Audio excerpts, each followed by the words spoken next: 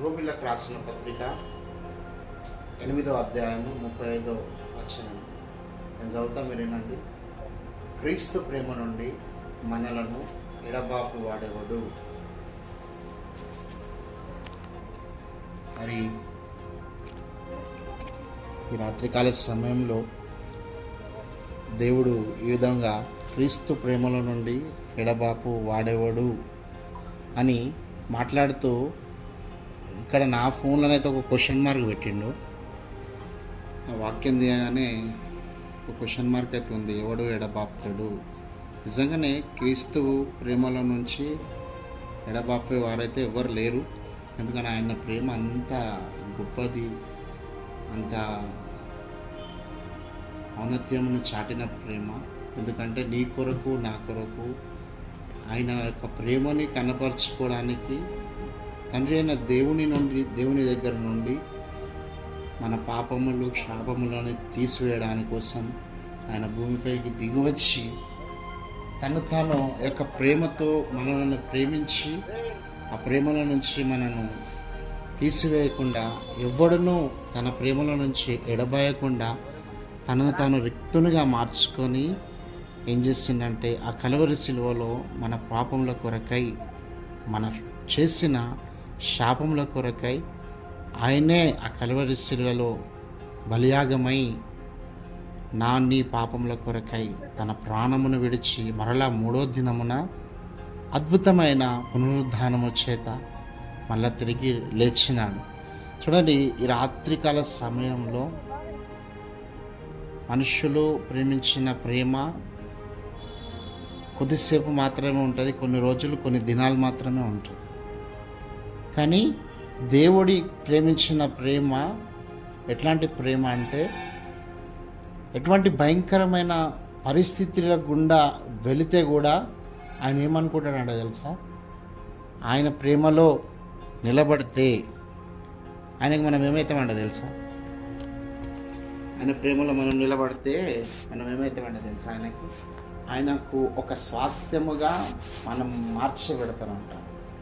మనం స్వాస్థ్యంగా ఎలాగ మార్చిపెడతామంటే, ఇప్పుడు మనమే గమనించాలి.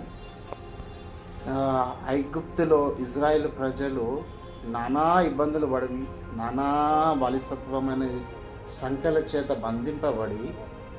బంధింపబడి ప్రతిరోజు మా కొరకు దేవుడు ఎవరినో ఒకరిని పంపిస్తాడు, మమ్మల్ని విడిపిస్తాడు, ఈ యొక్క బాలిస సంఖ్యల నుంచి విడిపించి మమ్మల్ని పాలు తేనెలు ప్రవహించే దేశానికి దేవుడు నడిపిస్తాడని ఆలోచన చేసి వాళ్ళకు ఆ యొక్క నిరీక్షణను బట్టి నిలబడినారు. ఎందుకంటే ఆ యొక్క బలిసత్వపు సంఖ్యల నుంచి వాళ్ళని నడిపించగల శక్తి సామర్థ్యం గల దేవుడు ఒక్కడే, ప్రభు అయిన యేసుక్రీస్తు.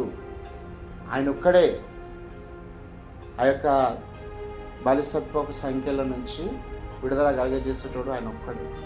అయితే ఈ బాలిసత్వపు సంఖ్యలు ఏంటంటే, ఐగుప్తులో ఉన్న ఆ ఇజ్రాయేలు ప్రజలకి బాలిసత్వపు సంఖ్యలు అంటే ఎట్లాంటివి అంటే, వాళ్ళకు ఒక శ్రమ. ఎందుకంటే తిండి కరెక్ట్గా లేకుండా, మళ్ళీ దాహము తాగడానికి నీళ్లు కరెక్ట్ లేకుండా, ఎండైనను వానైనను ఏదైనాను వారు జీవిస్తున్న విధానంలో ఒక మాదిరికరమైన జీవితాన్ని జీవించకుండా వారి పట్ల అదొక శ్రమ. అట్లాంటి పరిస్థితిలో వాళ్ళని ఆ ఐగుప్తు ప్రాంతంలో నడిపించిందన్నమాట. అయితే ఇందులో దేవుడు మళ్ళా ఏం చెప్తున్నాడు అంటే, రోమిలకు రాసిన పత్రికలనే 8:35లో క్రీస్తు ప్రేమ నుండి మనలను ఎడబాపు వాడు ఎవడు, శ్రమైనను బాధైనను హింసైనను కారణమైనను వస్త్రహీనతైనను ఉపద్రవమైనను ఖడ్గమైనను మనలను ఎడబాపునా అని ఇట్లాంటి మాటల ద్వారా దేవుడు మాట్లాడుతున్నాడు అన్నమాట. అవును, నిజమే. ప్రభువైన యేసుక్రీస్తులో ఉన్న మనకు శ్రమైనను బాధైనను హింసైనను ఎటువంటి ఉపద్రవమైనను ఖడ్గముతోనే మనల్ని చనిపోసే భయంకరమైన పరిస్థితి అయినను ఏం చేస్తుందంట, ఆయన నుంచి మనలను ఎడబాపే పరిస్థితే కలగదండి. ఎందుకంటే ఆయన మనల్ని ఏం చేస్తున్నాడంటే ఆయనకు ఒక స్వాస్థ్యముగా ఎంచుకున్నాడు. ఎట్లా స్వాస్థ్యముగా ఎంచుకున్నాడంటే 94 కీర్తన 14వ అధ్యాయంలో యెహోవా తన ప్రజలను ఎడబాపువాడు కాడు, తన స్వాస్థ్యమును విడనాడువాడు కాడు. ఆ విధంగా దేవుడు ఏం చేసిందంటే మనల్ని అందరినీ ఆయన క్రీస్తు ప్రేమలో నుంచి ప్రేమించిందే కాక తను మనలందరూ ఏం చేసిందంటే తన స్వాస్థ్యం అంటే నువ్వు నా సొంతంగా ఉన్నావు కాబట్టి నేను ఏం చేస్తా, ఎడబాయను, వదిలిపెట్టను, విడిచిపెట్టను అనే రీతిగా దేవుడు ఆ విధంగా పట్టుకున్నాడు. ఇప్పుడు తండ్రి అయిన దేవుడు ఇజ్రాయేలు ప్రజలని ఐగుప్తులో నుంచి నడిపించడానికి ఆ రోజులలో ఏం చేసిండు, ఒక మోషేను నియమించి తండ్రి అయిన దేవుడు ఇజ్రాయేలు ప్రజలని ఆ యొక్క బానిసత్వపు సంఖ్యల నుంచి, ఆ శ్రమ అనే సంఖ్యల నుంచి ఏం చేసిండు, విడిపించడానికి మోషేను వాడుకొని దేవుడు మోషే ద్వారా అద్భుతమైన ఆశ్చర్యకార్యాలు, మహత్కార్యాలు, సూచక్రియలు చేసి వారిని ఒక దరికి చేర్చింది దేవుడు. ఆ దరికి చేర్చిన దేవుడు వారి జీవితాలలో అనేకమైన సందర్భాలు వాళ్ళ ఎదుట నిలబడినాయి. అనేకమైన సందర్భాలు అంటే ఎర్ర సముద్రమే వాళ్ళ ఎదుట నిలబడింది, ఎరుక గోడలే నిలబడినాయి. కానీ ఏం చేసిండు దేవుడు, అద్భుతంగా ఎర్ర సముద్రమును 2 పాయలుగా చేయించి ఆరిన నీళ్ళపైన ఇజ్రాయేలు ప్రజలని ఐగుప్తు దేశంలో నుంచి తీసుకొచ్చి ఆరిన నీళ్ళపైన నడిపించినాడు దేవుడు. ఆరిన నీళ్ళపైన నడిపించి వారికి కావలసిన సమస్తమును దేవుడు ఆ యొక్క మార్గ మధ్యలో సమస్తమును దేవుడు వారికి ఇచ్చినాడు.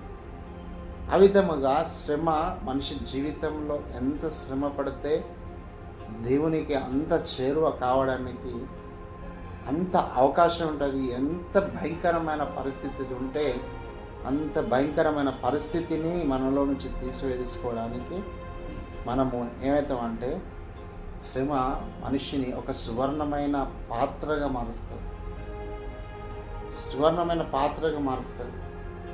ఆ విధమైన తీరులో నడిపిస్తుంది. దరిద్ర మనిషిని ఒక మాదిరికరమైన జీవితంలో వెళ్ళడానికి, దేవునిలో అడుగులు వేయడానికి కొన్ని పరిస్థితులను, కొన్ని సందర్భాలను మన జీవితంలో దేవుడు మన జీవితాలలో అనుమతిస్తాడు.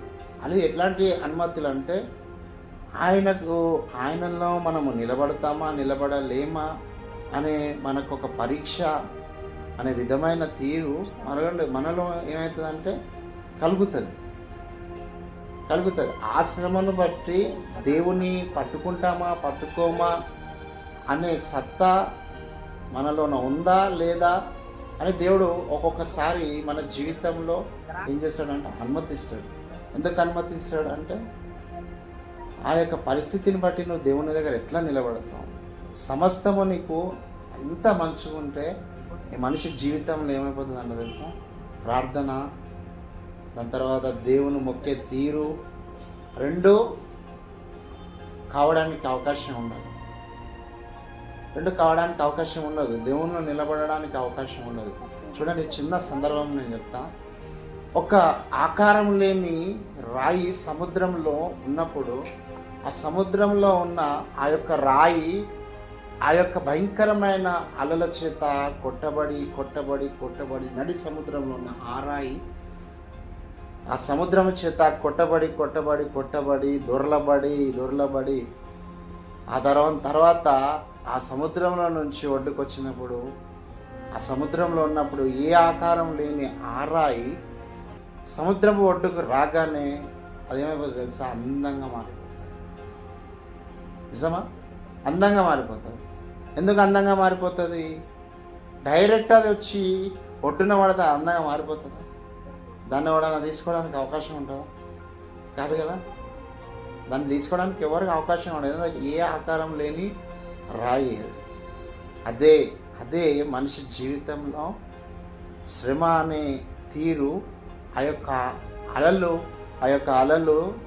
ఆ యొక్క రాయిని ఎట్లా దొర్లించి సముద్రంలో నుంచి ఒడ్డుకు చేర్చబడితే ఎట్లయితే దాని షేపు, దాని అందాన్ని అమర్చుకొని ఆ యొక్క మనిషి తీసుకునేటంత స్వభావం కలిగి ఆ రాయి అక్కడ నిలబడిందో, శ్రమ మనిషి జీవితంలో అలాంటి పరిస్థితిని దేవుడు ఆ యొక్క శ్రమను బట్టి నిన్ను దొబ్బుకుంటూ ఆధ్యాత్మికమైన మార్గంలో నిలబెట్టి నీ జీవితంలో కావలసిన సమస్తమును దేవుడు నీకు అనుగ్రహించుటకు నేను ఆ రోజే ఏం చేసిన తెలుసా, ఎడబాయలేడు. తన స్వాస్థ్యముగా నువ్వు నిలబెట్టుకొని తన యొక్క పరిస్థితిని సమస్తమును నీ పట్ల ఉంచి తను ఏం చేసిన తెలుసా, తన రిక్తునిగా మార్చుకొని నువ్వు ఆయనకు కుమార్తెగా నిలబడుటకు సహాయం కావాలని ఆయన ఏం చేస్తుంటే కల్వరి శిలువలో నీ కొరకు నా కొరకు రక్తమును కార్చున్నాడు. చూడండి, నేను ఒక చిన్న సందర్భము వాక్య ఆధారముగా కాదు, కానీ ఇప్పుడు ఏ మనుష్యుడైనా మనల్ని ప్రేమించేటోనికి ఎవరికైనా సరే, మరి నువ్వు నా కోసం ఏం చేస్తావు అని అడిగితే వాళ్ళు ఏం చెప్తారు తెలుసా, నీకోసం నేను మంచి కూర వండుతా, మంచి అన్నం చేస్తా, మంచిగా నీ దగ్గర ఉంటా అని అట్లాంటి మాటలు మాట్లాడు. మరి నా కోసం నువ్వు ప్రాణం ఇస్తావా అని అడిగితే ఒక్కనొక్క సమయంలో ఏం చేస్తారంటే ఆలోచనలో పడిపోతారు. నిజమా కాదా? నా కోసం నువ్వు ప్రాణం ఇస్తావా అంటే ఎవరన్నా అడిగితే నీకోసం నేను ప్రాణమే తీయలేను, కానీ నా దగ్గరున్న నా శక్తికి మించినది నేను ఇయ్యగలుగుతా. ఎందుకంటే నీ ప్రాణంగా ప్రేమించిన వ్యక్తిని నువ్వు అడిగినప్పుడు నీకు చెప్పే సమాధానం అది. అంతే తప్పించి నీకోసం తన ప్రాణంని ఇయ్యలేడు. నీకోసం తన ప్రాణమును ఇచ్చే దేవుడు ఒక్కడే ఒకడు, ఆయనే ప్రభు అయిన యేసుక్రీస్తు. ఆయన ప్రాణమును ఇచ్చేయడమే కాకుండా నువ్వు చేసిన పాపముల చేత, నువ్వు చేసిన అపరాధముల చేత నువ్వు శిక్షలో పాత్రుని కాకుండానట్లు ఆ శిక్షనే తన మీద వేసుకొని వధింపబడిన గొర్రె పిల్లవలే హల్లెలూయా థాంక్ యూ జీసస్, వధింపబడే గొర్రె పిల్లగా కల్వరి శిలువలో తన శరీరంలో ఉన్న చివరి ఆఖరి బొట్టును నీ కొరకు నా కొరకు కార్చి ఆ కల్వరి శిలువలో తన ప్రాణాన్ని వదిలిపెట్టి నీ పాపములు నా పాపములు కడగబడినట్లు ఆయన మోయలేని భారమైన సిలువను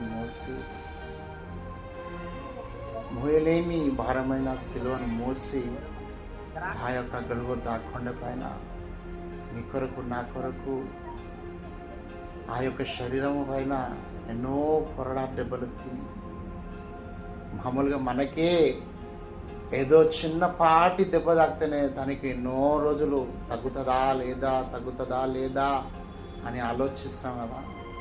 కానీ ఆయన 39 కొరడా దెబ్బలు కొడితే శరీరము చీల్చబడి శరీరం లోపల నుంచి రక్తం నీరుగా మార్చబడి రక్తం గారి భయంకరమైన పరిస్థితిలో, అట్లాంటి భయంకరమైన పరిస్థితిలో కల్వరి శిలువలో మన కొరకు మీ కొరకు ఏం చేసిన తన ప్రాణాన్ని త్యాగం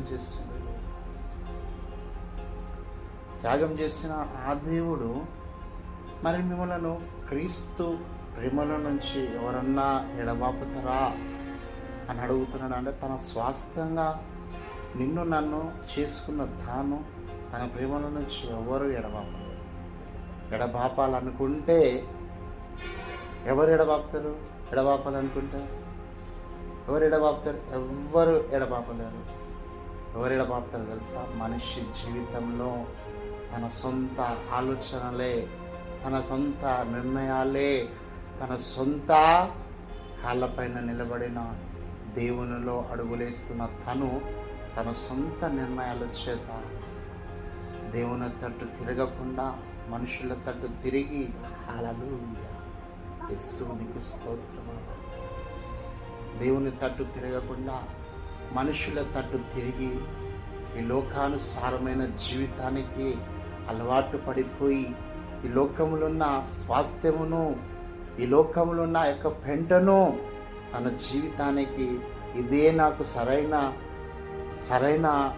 అనుభవం, ఇదే నాకు సరైన జీవితం అని ఆలోచన చేసి ఈ లోకంలో ఉన్న లోక రంగులను, లోకంలో ఉన్న లోక పరిస్థితిని, లోకంలో ఉన్న నీకోసము ప్రాణమీయలేని మనుషుల కొరకు, నీకోసము ప్రాణమీయని మనుషుల కొరకు, ఆలోచన చేయని మనుషుల కొరకు ప్రాధేయతపడి మనిషి జీవితాలను పాతాళానికి దిగజార్చుకుంటున్నారు.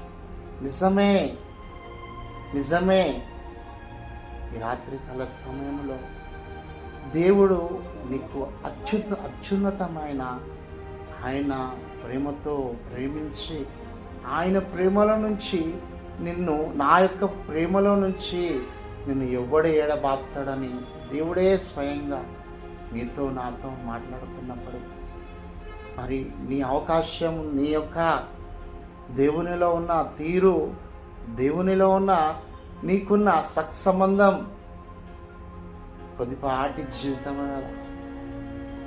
దేవుడు అంటాడు కదా, నువ్వు గడ్డిని పోలిన వాడవు, నీటి బుడగ వంటి వాడవు, ఆయనను నేను ప్రేమించి నా దీర్ఘాయువును కలుగచేసి ఏనాటికి కావలసిన ఆనాటి కృపతో నిన్ను బలపరుచుకొనొచ్చు, నిన్ను నడిపించుకొనొచ్చు, నిన్ను నా స్వాస్థ్యముగా నేను నా దరికి చేర్చుకొని నా రెండు చేతులు చాచి నీ కృపకు, నా యొక్క కృపకు నిన్ను దొరకడానికి, నా యొక్క అనాది సంకల్పాన్ని నీ ఎదుట నిలబెట్టడానికి నేను నిన్ను పిలుచుకున్న పిలుపు ఉద్దేశము, నిన్ను పిలుచుకున్న ఆ యొక్క పిలుపు రహస్యము తన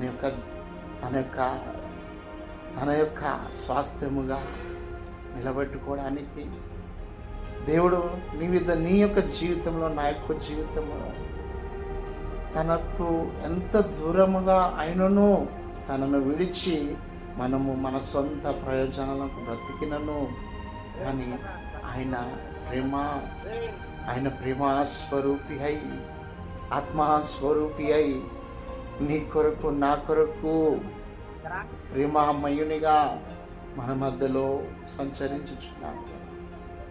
ఆ సంచరిస్తున్న తన ప్రేమను బట్టి ప్రభువైన యేసుక్రీస్తు ప్రేమకు నువ్వు నేను దొరికినట్లయితున్నామా?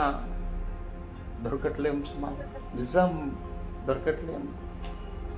ప్రభు రాకడలో ఆయన ప్రేమలో మనం ఉన్నట్లయితే ఆయనతో పాటు మధ్యాకాశములో 1000 ఏళ్ల పరిపాలనలో మనము నిల్చోగలుగుతాం. ఇశ్రాయేలు ప్రజలు తనను తిరస్కరించి వాళ్ళకి ఇష్టం వచ్చినట్లు ఉన్నప్పుడు దేవుడు వాళ్ళని ఏం చేస్తాడు? వెంటనే నాశనం చేసేసాను. దేవుని ఆజ్ఞలను గైకొనందుకే వాళ్ళని నాశనం చేసేసిండు. మరి ప్రతి వారము, ప్రతిరోజు మనము దేవుని మాటలు మనము వింటూనే ఉన్నాం, చదువుతూనే ఉన్నాం, వాక్యము మనకు తెలిసే ఉన్నది. కానీ ఆయన ప్రేమ మన జీవితంలో ఎవడైనాను ఎడబాపునా, ఎవడైనాను ఆయన ప్రేమ నుంచి మనను ప్రేమిస్తున్న ప్రేమ నుంచి ఎవడైనాను మనను దూరపరచగలడా? అది శ్రమైనను, దరిద్రమైనను, భయంకరమైన పరిస్థితి అయినను నువ్వు దేవుని చేత, నేనైనను నువ్వైనను ఎప్పుడైనా శ్రమ పొందిన వారమైతే దేవుని చేత మనము మేలులు పొందిన రోజులు కూడా, దేవుని చేత అద్భుతమైన రీతిలో దేవుని మనల్ని నడిపించిన రోజులు ఉన్నాయి. దేవుడు మన ఊహకందనిది, మన కనులకు కనబడనది ఆశ్చర్య కార్యములు, అద్భుత కార్యములు చేసిన వాడు.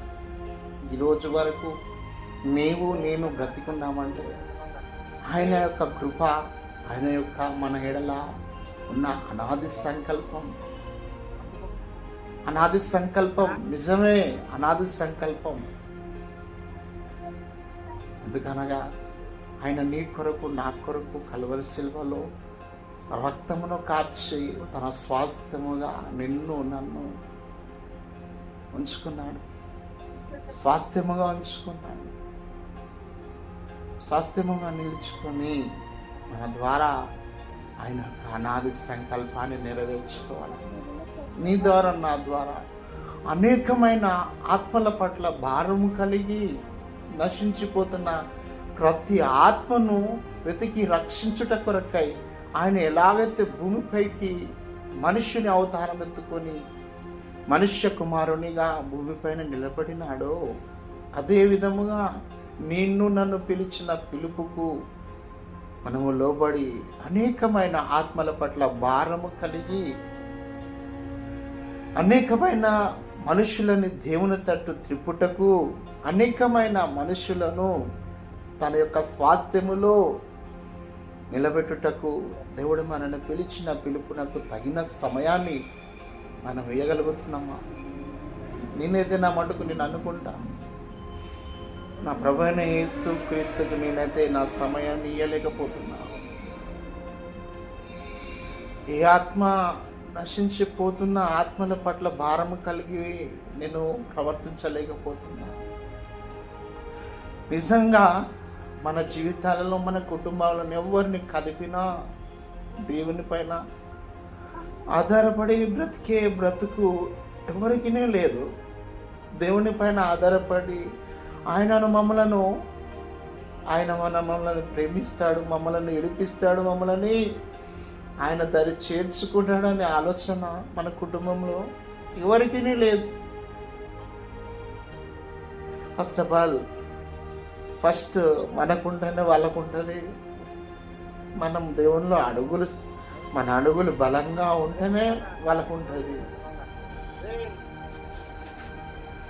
యవనస్తులు కదా, చిన్నపిల్లలు ఏమి తెలిసినా తెలవకపోయినా ప్రభు మార్గంలో తన తల్లిదండ్రులు పెంచట్లే కాబట్టి సాతాను యొక్క సామ్రాజ్యం అని ఆ యొక్క మార్గంలో వారు అందరూ నడుచుకుంటూ పోతున్నారు. వాళ్ళు నడుచుకుంటూ పోవడమే కాకుండా ఏం చేస్తున్నారంటే వాళ్ళ తల్లిదండ్రులు కూడా వారితో పాటు నడుచుకుంటూ వెళ్తున్నారు. ఎంతో భక్తి, సమస్తము వాక్యం అనే రీతి, ప్రార్థన అనే అనుభవము తెలిసిన వ్యక్తులు కూడా ఈ లోకంలో ఉన్న అపవాది చేత పీడింపబడి అలాంటి భయంకరమైన పరిస్థితుల్లో నిలబడితే రేపొద్దున నష్టాన్ని అనుభవిస్తే, రేపొద్దున జరగరాని పరిస్థితి ఏదైనా జరిగితే ఎంత దేవుని తెలుసుకున్న మనము వారి జీవితాలకు ఒక కారణమవుతాం సుమా. నిజంగా హల్లెలూయా, యేసు మీకు స్తోత్రం. కారణమవుతాం సుమా. అది దేవుని ప్రేమ ఏదో, మనుషుల ప్రేమ ఏదో, లోకంలో ఉన్న ప్రేమ ఏదో, దైవత్వంలో ఉన్న ప్రేమ ఏదో వారికి తెలియదు. నిజంగానే తెలియదు. ఇక్కడేమో ప్రభువైన యేసు క్రీస్తు నా ప్రేమల నుంచి మిమ్మల్ని ఎవడు ఎడబాపుతాడు, ఎవడు దూరం చేస్తాడు, ఎవడు మిమ్మల్ని నాలో నుంచి తీసివేస్తాడని దేవుడు మాట్లాడితే నిజంగా కదా ఆ యొక్క ప్రేమ. నిన్నటి దినాన కృప కొరకై దైవజనుడు మాట్లాడినాడు. మనము కృప పొందుకొని మనలో ఉన్న కృపను అనేకులకు పంచాలని దైవజనుడు చెప్పాడు కదా. అదే ఈ యొక్క ప్రేమను, ప్రభువైన యేసు క్రీస్తులో ఉన్న ప్రేమను మనకు దేవుడు చూపించినప్పుడు అదే మాదిరిగా మనము ఎదుటి వ్యక్తికి ప్రభువైన యేసు క్రీస్తు యొక్క ప్రేమను ఎందుకు చాటించలేకపోతున్నాం? నిజంగా చాటింపలేకపోతున్నాం. ఆ యొక్క దైవత్వంలో మనుషులను నడిపించలేకపోతున్నాం. నిజంగానే కదా. దేవానికి స్తోత్రములు నాయన. పరిశుద్ధాత్మ తండ్రి నీకు స్తోత్రంలో ఈ రాత్రికాల సమయంలో ఎంతో భారమైన, ఎంతో కష్ట సంబంధమైన,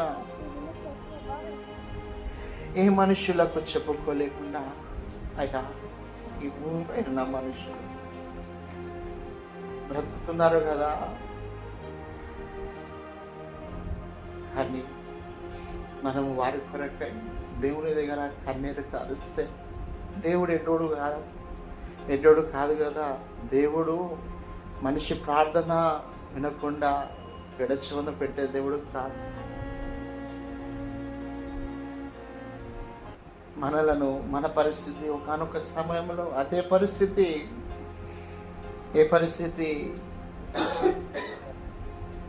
అంత కోల్పోయిన పరిస్థితి ఆయనను దేవుని కృప వలన మరలా లేచి నిలబడడానికి దేవుడు మనకు సహాయం చేసి ఆ విధముగా నిలబెట్టుకుంది.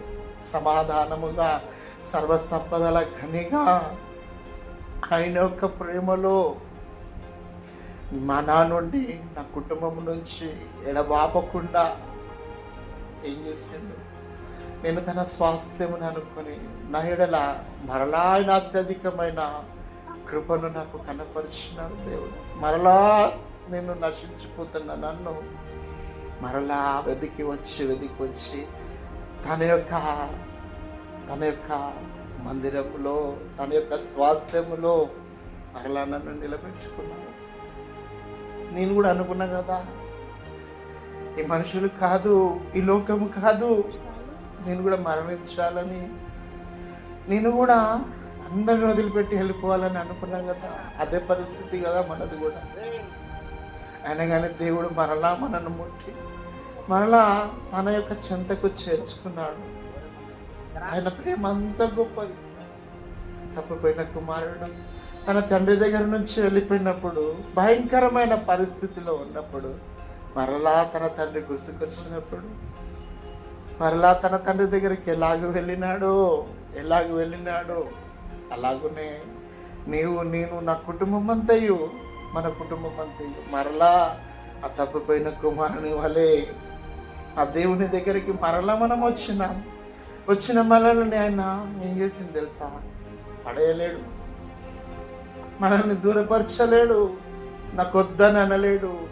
ఆయన ఏం చేసిండు? 2 చేతులు చాచి, నా కుమారుడా, నా దగ్గర మరలా వచ్చినావు కదా, నిన్ను ఆశీర్వదిస్తా, నీతో పాటు నిన్ను నిలబడతా, నీకు అనేక జనములకు నేను నా బూరగా వాడుకుంటానని దేవుడు సెలవిచ్చినాడు. పిలిచినాడు కదా పిలుపుతోనే. ఆయనకేం అవసరం ఉంది పిలవడానికి? ఆయన కూడా నన్ను పిలిచినాడు, నన్ను బట్టి నిన్ను పిలిచినాడు, కుటుంబం అంతటిని పిలిచినాడు. సేవ కొరకాయ వాడుకుంటానని దేవుడు సెలవిచ్చినాడు. మన కుటుంబంలో మనుషులను కదిపితే ఎటువంటి సమాధానం లేని మనుషులు బ్రతుకుతున్న విధానములు నించున్నారు. యవన బిడ్డలు వారి దారిని తప్పుతున్నారు. యవన బిడ్డలు వారి స్థలాన్ని వదులుతున్నారు. యవన బిడ్డలు ఆలోచన తారుమారు చేస్తూ వారి జీవితాలను ముగించుకోవడానికి ఆలోచనలు కలుగుతున్నారు. అలాంటి భయంకరమైన పరిస్థితిలో మనము వారు నిలబడినప్పుడు వారిని దేవుని చెంతకు చేర్చే వారము మనమే కదా. దేవుడు చెప్పినాడు, నశించిపోయిన వారిని వెతికి రక్షించడానికి నేను వచ్చిన నన్ను సెలవిచ్చినాడు దేవుడు. ఆ విధముగా ఈ రాత్రికాల సమయంలో దేవుడు మనకెట్లయితే తన ప్రేమలో నిలబడి ఎడబాపువాడు, నా ప్రేమల నుంచి మిమ్మల్ని ఎవడు ఎడబాపుడని సెలవిచ్చినాడు. మనం ఆయన స్వాస్థ్యమని దేవుడు మనల్ని ఎడబాపకుండా తన హక్కున చేర్చుకొని హత్తుకొని తన కుమార్తెలుగా కుమారునిగా నిలబెట్టి ఆధ్యాత్మికమైన మార్గమును నడుచుటకు దేవుడు మనకు సహాయమునిచ్చినాడు. అందుని బట్టి దేవునికే మహిమ కృతజ్ఞతాస్తుతులు నేను చెల్లించుచున్నాను. ఆ విధముగా దేవుడి ప్రేమలో మనకు ఎట్లయితే ఎడబాటువాడు ఎవడు లేడు, ఏ శ్రమ వచ్చినా ఏ నింద వచ్చినాను దేవుడు మనల్ని నిలబెడతానని సెలవిచ్చినాడు కదా. మనము కూడా ఈ లోకంలో ఎంతమంది అయితే, అది రక్త సంబంధమైనా కానీ, మనకు తెలియని వ్యక్తులైనా కానీ, ఎవరమైనాను కానీ, వారి కొరకై భారము కలిగి దేవుని దగ్గర ప్రాధేయపడితే దేవుడే వాళ్ళ మనసును మార్చి, దేవుడే వాళ్ళను ముట్టి, దేవుడే తన స్వాస్థ్య భాగమును కలగచేయటకు అవకాశం కలగజేస్తాడు దేవుడు. ఈ చిన్న వాక్యము దేవుడు దీవించి ఆశీర్వదించును గాక. ఆమేన్.